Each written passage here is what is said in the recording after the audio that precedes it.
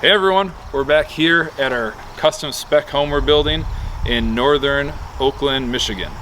Really excited about this home again, and they have made a ton of progress here just in the last week.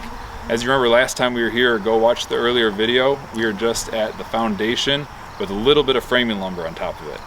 In the last week, these guys have managed to put in our floor, our first floor walls, and they're about halfway done on our second floor walls. It's just amazing. These framers, they work, I mean, you could almost night. So a couple things we want to share with you today here. We're gonna do a little bit of a walkthrough, talk about a couple best practices, both as layout, stairs, a little bit about walls and insulation, just some basics that I look at when I'm walking through a house. Yeah, at this stage of the construction project, you want to come in, make sure everything's square, level, there's no red flags like a staircase sticking out where it shouldn't be. The one thing you can do for your framing crew is make their job run as efficiently as possible. Minimize delays for them. If you do that, they're gonna come back to you, keep your prices reasonable, and you're gonna have a good working relationship that is so crucial, especially in this environment where it's hard to find trades sometimes. So come on inside, we're gonna show you a little more, start with the basics, lead in a couple details, and show you how this build is gonna go this far. We're here inside the spec house. This is our entryway right here. So behind the camera is the entryway, and that comes here right into the great room. One of the things that we really want in a spec house is to have a luxury feel, because again, we're in North Oakland County here, beautiful area. We're hoping to attract some really high-end home buyers. So first thing that we come in, we put the staircase right where you can see it from the door. So this staircase is gonna have hardwood treads on it. They're gonna be solid oak, great feature. They can always be refinished. Something that just, you know, it doesn't cost a lot to put in, but it gives you that feel of luxury. It's something that's going to bring the price up a little bit more in the end. So come with me, we're going to go into the main room here. So we're here in the great room, guys. This is going to be a full two stories. So 2 stories in height, adds a lot of value. Couple things about fireplace you got to know. You have to know if you're doing engineered or real wood.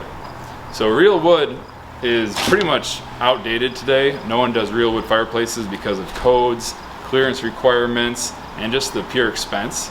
So we find that all the homeowners that we work with, they like the gas inserts, and you can get a very high quality unit that is sealed. It takes outside air in and then puts exhaust out, so it keeps the house pressure neutral.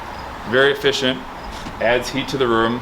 Sometimes we even get units with a blower to add more heat while providing a nice ambiance. So that's what we're doing here. We're here in the kitchen. This is going to be eating kitchen, so we're going to have a dining room table behind us. We're going to have the wall of cabinets here. Sink here is going to be right in front of the window. That's awesome. Lets a lot of light into the kitchen. We don't want to create any dark corners in this house. So bringing back here to our framing methods and installation methods, we want to touch on why we're doing 2x6 compared to 2x4 walls. So here in the north, insulation in today's building world is really crucial. We get winters below 0 degrees and summers, believe it or not, a couple days above 100. So we want to do a little more than a standard installation job that you might find in the south. We're doing 2x6 as we talked about for the exterior walls. This is going to provide 5.5 inches of insulation for our dense filled fiberglass. That's going to get us adequate insulation. In addition to that, we have a couple things that we like to do. So up here you have your header. Now headers are traditionally just 2x6s or engineered lumber, and those don't provide nearly any insulation because wood is about R1 per inch compared to what our walls will be eventually, which is going to be R24 blown insulation.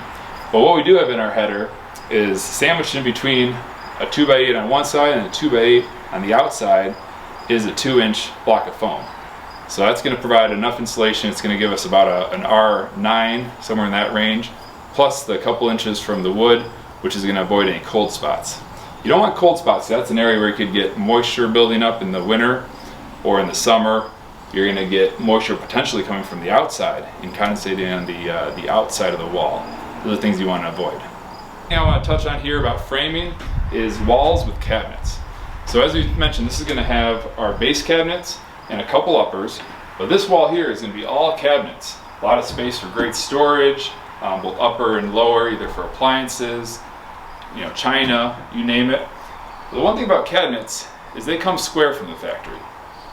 You're not going to be able to bend them, shift them a lot. You can shim them, but the best way to prepare your wall for cabinets is make sure you have a straight wall behind your cabinets.